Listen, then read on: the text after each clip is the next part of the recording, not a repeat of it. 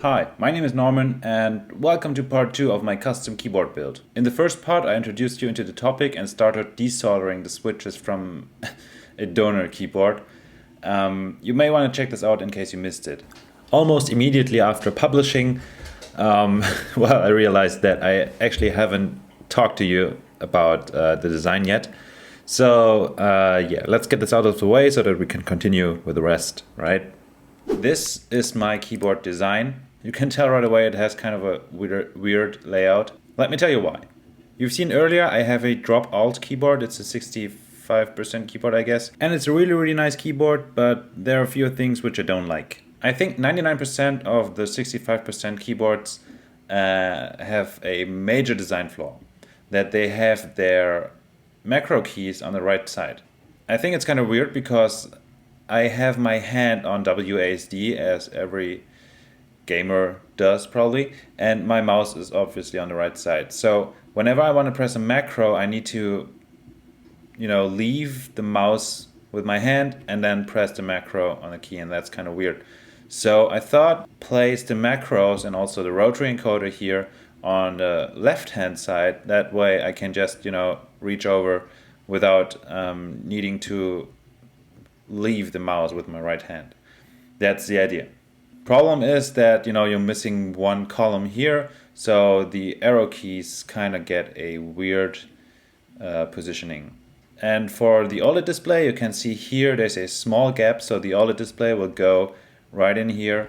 I made a little bracket where it's gonna fit, hopefully, and yeah, that's everything already. Maybe the only other thing worth mentioning is that I have the middle separated into 3 sections so that it fits on my build plate, because I have a Prusa Mini, and yeah, of course I can't fit a full-size keyboard or full-size 65% keyboard onto that build plate. And that's it.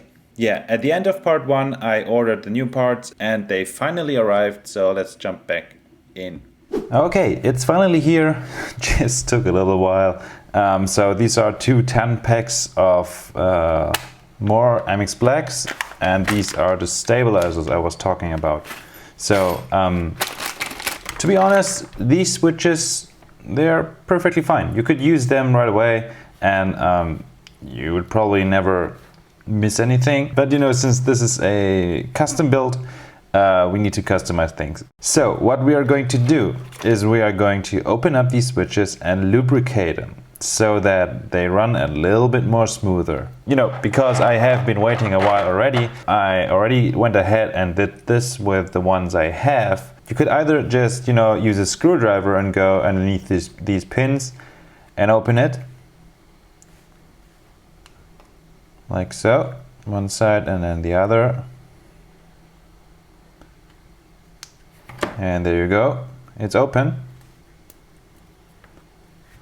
Or you could go and grab yourself some of those, one is enough, one of those switch openers. These switch openers are going to speed up your work a little bit. So as you can see, these 4 spikes here go into each of those things, and then you can just press and then it's open.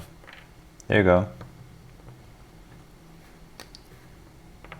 So a switch consists of usually 4 single pieces. This is the upper housing, I think what's called the stem, spring, and the lower housing. There are people who mix switches. So for example, they like the housing for one reason and like the stem or the spring for another reason, and then they combine those switches to have like an ultimate Franken switch. That's too much work for me. I'm just going to stick to those MX Blacks. I think they're alright already.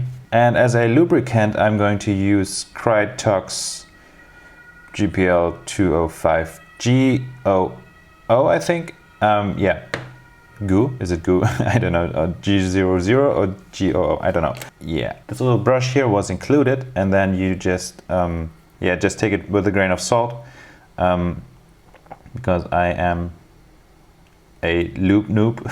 What I've learned is that you should apply lubricant to every surface which is going to get friction. So it's these things here in the middle, this hole here, because the stem is going to go inside there. And then also here in the upper housing, these things on the inside there.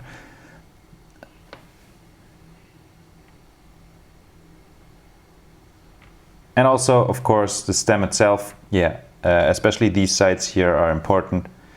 And what's also important is that you do not over lubricate it, because otherwise it's going to end up being sticky. So just apply a little bit so that it glides easily. And then I use the lid here to put the brush down without making it dirty. On goes the spring, and on goes, it's really hard to do it.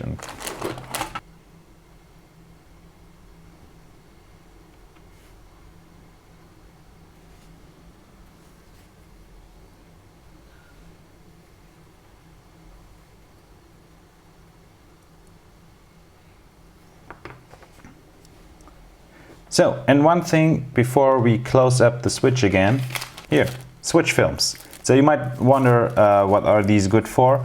A switch consists of two pieces, as I mentioned already, upper housing and lower housing, and there are tiny tolerances in between. That's just for manufacturing. And some switches, this one, hard to see on camera, but I can definitely feel it. They have a little bit of play. You just have to believe me here. And you're going to eliminate this play if you add those switches in those films. So we're going to take out a pack of those. So usually that's a little bit more organized. You should take care that this thing after lubrication doesn't touch the floor or anything, because you're going to get dirt inside there. But because I'm not well prepared here, and the setup,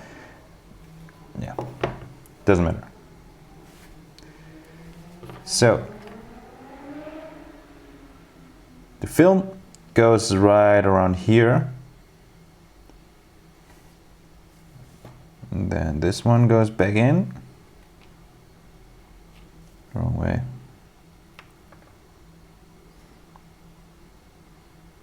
By the way, I have opened different types of switches already, just to know how it looks inside. And there's just one way this thing can go in. So if you have to apply too much force, it's probably the wrong way, and you should check the orientation.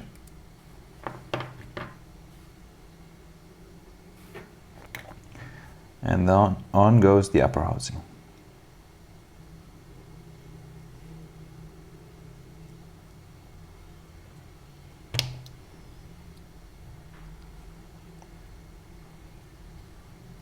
And there it is, finished switch. It's really nice, smooth and all that. I know that's a lot of work for just, a little bit, but still, we're gonna do it for the rest of the switches, and then we can go on with the rest of the build. Okay, all those switches looped and done. Finally, we can put in the switches into that thing, and we are going to start with the stabilizers, because I have no idea if they are going to fit. So first we will have to assemble them. When I first saw those stabilizers here, I really had trouble finding instructions how to assemble those. You know what? I'm gonna show you. So one stabilizer side, let's call it that way, consists of two pieces. This is the solid piece, which is going to go into the board, and this is the moving piece. There's only one way it can go in. You can see here, top left, there's something, a little nudge on the corner here, and it matches with the sliding piece. So only one way it can go in. If it doesn't fit, it's the wrong way. So once it's inside, you need to take those things here, the bar, and just slide it in and then click it in. And now it stays together. And then you repeat that for every single stabilizer. So you slide it in, and as you can tell, it doesn't slide in because it's the wrong way. So just flip it over, and then whoop, it goes in.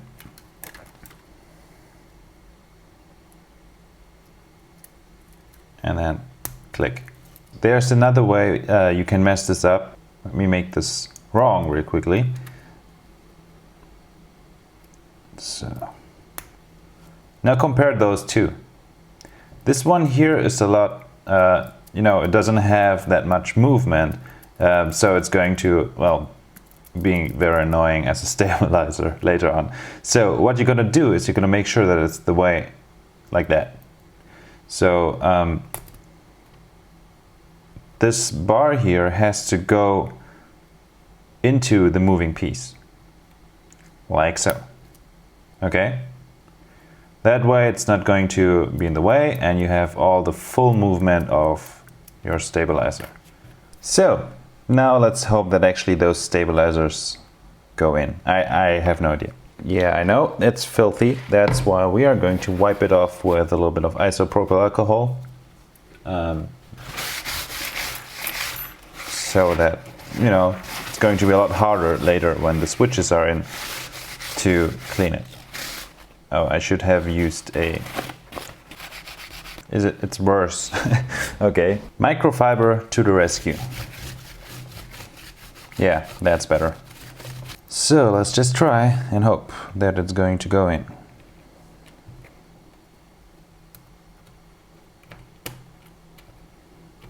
Okay.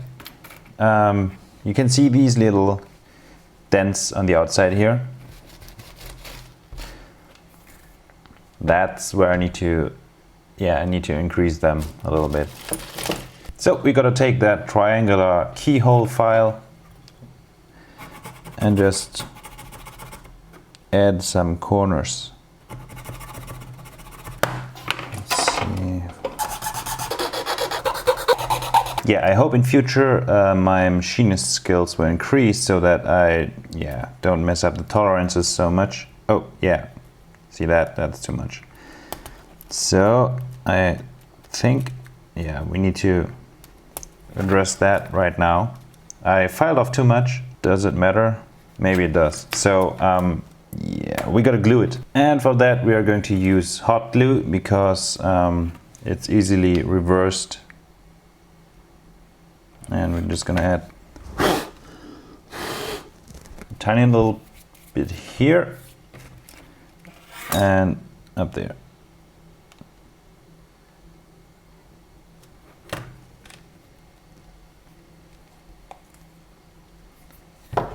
That's it. Stabilizer 1 is done. Inserted. And now we gotta do the same thing for all the other stabilizers. Maybe we're gonna be a little bit more lucky. But I think, it's not gonna happen. I don't even know how I imagined this one here.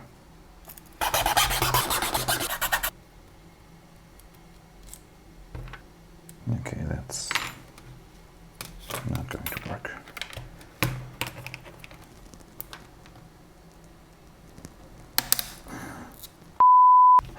Okay, I cracked it here. It's very visible because this is going to be the free space where I want to include a little display. We have two options right now. We just continue as if nothing happened, or we're gonna redo the entire thing. I think for now we're going to continue with the build because, well, it's going to be visible, but it's just cosmetic, apart from maybe a little bit of stability, but I can live with that. It's kind of a bummer. I had a design flaw. Here because I decided not to machine this space here. Because I thought, that's nice to have 3mm space or 3mm stock for stability, and not machine it down to 1.5mm, and that way this bar here, you couldn't install it without hacking your way around. But eventually I got it done. But for future remakes, I think I should machine all the way down to 1.5mm.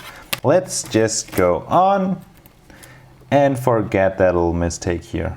That's the downsides of using acrylic. Oh, that one was smooth, right? It's going to break. Maybe in the future I can use like carbon fiber or aluminium, I don't know. Well, but that's for future Norman. Present Norman has just finished installing those stabilizers. Of course, we are also going to lubricate them. I guess same rules as before, everywhere where there's contact. Probably also a lot easier if it's not installed. So I'm applying a generous amount here because there's a lot of space here. Yeah, it's going to spread, hopefully. Okay. Because now comes the moment which I've been waiting for like forever. Installing those switches. I'm going to, yeah, just hopefully it's just press in like so.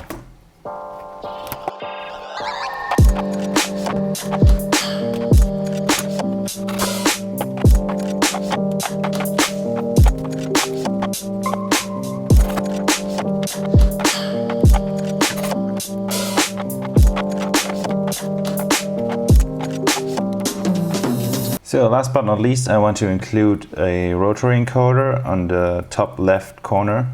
Goes right in here. Okay, it's beginning to look like something, right? Nice. I mean, we still have a lot to go. Like, yeah, a lot of soldering here, but nice. I'm stoked. And that, ladies and gentlemen, wraps up part 2 of the keyboard build. Yeah, be sure to be subscribed and click the notification icon so that you don't miss out part 3. And see you guys then. Bye bye.